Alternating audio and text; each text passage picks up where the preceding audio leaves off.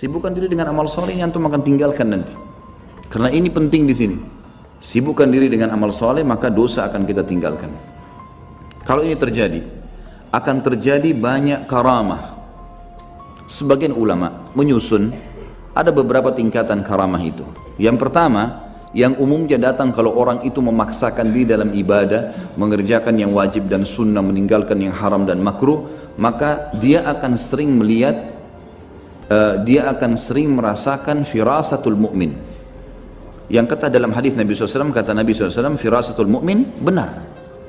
Ada sebuah perasaan yang kita rasakan, orang ini baik atau tidak baik.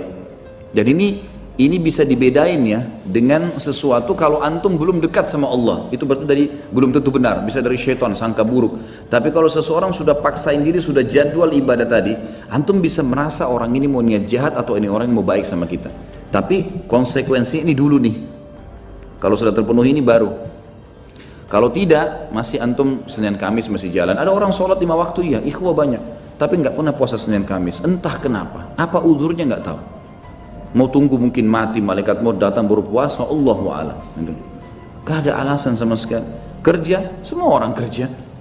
Semua panas semua. Ramadan kemarin sudah menghapus semua syubhatnya orang yang tidak puasa. Semua dihapus, panas iya, kerja iya, sama semua. Sama, sudah kita dilatih sama Allah SWT, dan wajar kalau orang menjadi lebih baik, wajar, gitu kan. Yang kedua, dia kalau terus memaksakan diri lagi, dia akan mendapatkan yang dikenal dengan ru'yah sadiqah.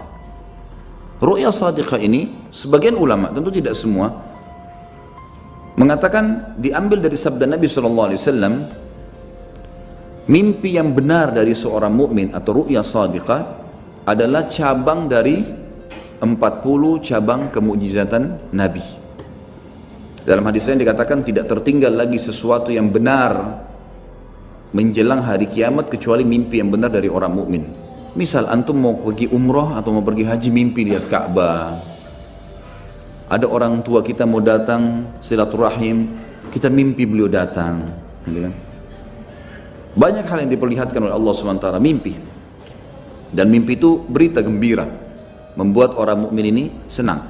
Kata para ulama, kalau orang ini belum memaksakan diri ke target-target tadi, mengerjakan semua perintah wajib atau sunnah, meninggalkan semua larangan haram atau makruh, maka bisa saja mimpinya itu bercampur baur dengan hilm. Hilm ini lawannya ru'yah sadiqah. Ru'yah sadiqah mimpi yang benar dari Allah, sementara hilm dari syaitan. Jadi kalau antum masih mimpi, nggak tahu ini benar dari Allah atau bukan ya. Nah ini karena masih belum sampai pada itu. Tapi orang kalau sampai pada tingkat ini, sebagian ulama mengatakan seperti sabda Nabi SAW, memang orang mukmin akan mimpi ru'yah sadiqah itu. Orang mimpi ru'yah sadiqah. Ini yang kedua. Kemudian datang yang ketiga, yang setelahnya adalah hal-hal yang terjadi yang memang Allah Subhanahu wa ta'ala sesuaikan dengan keadaan orang itu. Bisa saja lisannya menjadi petunjuk bagi orang, seperti misal Umar bin Khattab radhiyallahu anhu di zaman khilafahnya beliau pernah tiba-tiba naik mimbar, kumpulin orang di masjid, lalu beliau mengatakan, hai pasukanku, ke gununglah kalian, ke gununglah kalian. Bahasa begitu. Orang yang lagi di dalam masjid, apa ini? Amir Mukminin bicara apa ini? Ke gunung, tidak ada pasukan di masjid, bukan pasukan ini. Orang belum mengerti pada saat itu. Lalu Umar bin Khattab turun dari mimbarnya. Orang juga nggak ada yang nanya. Selesai, ternyata Umar bin Khattab lagi mengirim pasukan di perbatasan wilayah Persia. Datang pasukan tersebut, lalu mereka yang memberikan kesaksian. Mereka mengatakan, ya Amir Mu'minin, Allah telah berikan kami kemenangan. Kata Umar, bagaimana kalian menang di depan orang-orang semua? Kata mereka, kami pada saat didesak oleh musuh, dan kami yakin kami akan kalah, kami yakin akan dibantu oleh musuh. Tiba-tiba kami mendengarkan suara Anda yang berkata, wahai pasukanku, ke gununglah. Dan kami lihat di belakang kami ada gunung, kami naik ke gunung tersebut, mengatur strategi, kemudian kami melemparkan anak-anak panah ke musuh dan kami menang. Umar bin Khattab waktu itu yang muncul adalah perasaan dia tidak bisa lihat ghaib. Umar bin Khattab tahu itu, tapi ada feeling yang sangat kuat di situ, kalau dia harus ucapkan itu. Maka dia ucapkan dan dibuktikan di lapangan, Allah berikan kemenangan pasukannya. Tapi ini bukan orang-orang yang biasa, bukan orang yang baru Senin Kamis sholatnya, baru 2 kali 3 kali datang taklim, baru tiba-tiba mau, apalagi kalau sudah pakai aku dan saya tadi, lupain sudah ini. Jelas ini bahasa Indonesia ini, ya. Jangan lagi tidak faham. Bisa saja kalimat seperti itu hak terucapkan. Beberapa sahabat kadang-kadang menasehatin orang lain itu jadi kaget. Kenapa seakan-akan sahabat ini tahu masalah dia? Begitu datang, sahabat ini Ibnu Abbas mengatakan pada seseorang, kamu semestinya perbaiki rumah tanggamu. Kamu harus buat seperti ini pada anakmu. Orang ini belum bicara, Ibnu Abbas punya perasaan menasihatin orang itu seperti itu. Dan ternyata orang itu memang sedang hadapin masalahnya. Ibnu Umar mengalami hal yang sama. Anas bin Malik banyak mengalami yang sama. Banyak sahabat-sahabat seperti itu. Karena kedekatannya sama Allah Azza wa Jal, maka Allah jadikan dia berbicara menjadi petunjuk bagi orang. Bisa ini terjadi. Bisa yang lain terjadi. Bisa banyak hal yang terjadi, gitu kan? Bisa saja hal-hal yang besar seperti pertolongan di kancah peperangan, doa yang mustajab. Kalau teman-teman ikutin, ada ceramah saya di YouTube tentang serial sahabat yang alhamdulillah sudah sampai 16 sahabat kita bahas. Coba lihat di situ bagaimana karamah-karamahnya sahabat.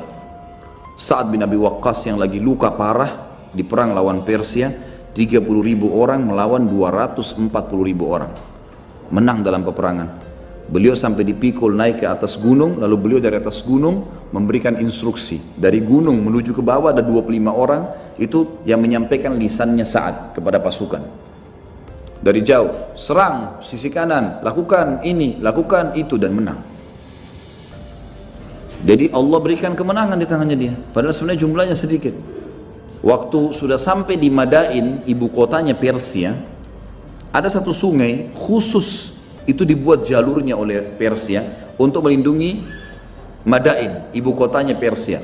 Jadi kota ini ada seperti di tengah-tengah, dibuat lingkaran di situ, cukup besar sungai itu. Kalau disebutkan kurang lebih 60 siku, ya berarti sekitar 30 meter lah. 30 meter lebarnya ya.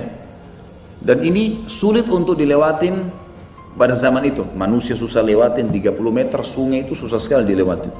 Memang dibuat itu, disambungkan air dari lautan yang ada, jadi dilindungin. Lalu mereka meletakkan jembatan-jembatan yang besar kalau ada yang mau lewat untuk masuk ke Madain. Ini ibu kotanya. Waktu pasukan muslimin sudah tiba di situ, dan kata Nabi SAW, sekelompok kecil dari sahabatku akan menembus Madain dan akan masuk ke istana putihnya Kisra. Waktu saat radhiyallahu anhu tiba di sana, semua sahabat berhenti sejenak. Dan umumnya sahabat-sahabat yang besar, Salman Al-Farisi dan yang lainnya hadir di situ. Kata mereka, wahai Sa'ad, sungai, gimana caranya kita lewat? Kata Sa'ad pada saat itu, kalau saya bertakbir 3 kali, ikut saja. Sa'ad pun berdoa kepada Allah SWT diberikan kemenangan, lalu hatinya ingin terjun ke air itu, turunin kuda. Dan dalamnya sungai itu sangat dalam, tidak bisa dipijak oleh kakinya kuda. Kuda biasanya mau jalan di atas air kalau ada pijakan, kalau enggak dia tidak bakal sentuh. Maka Sa'ad pun bertakbir 3 kali, semua pasukannya lewat. Kata Salman Al-Farisi, demi Allah kami di atas air itu seperti mengapung, dan kuda kami ya seperti sedang jalan di atas daratan. Dan kami ngobrol, nanti kalau kita pulang ke Madinah, nanti kalau kita begini. Padahal ini di depan Madain. Sampai seluruh pasukan Persia mengeluarkan bahasa Persia mengatakan, yang sedang datang jin bukan manusia. Mereka tinggalkan Madain, lari, termasuk Kisra sendiri lari, sampai hanya sahabat memasuki tempat tersebut. Terjadi pada seseorang sahabat yang mulia, dan bukan mustahil terjadi pada seseorang di antara kita. Tapi ingat kata kuncinya tadi, memang orang ini sangat dekat dengan Allah dan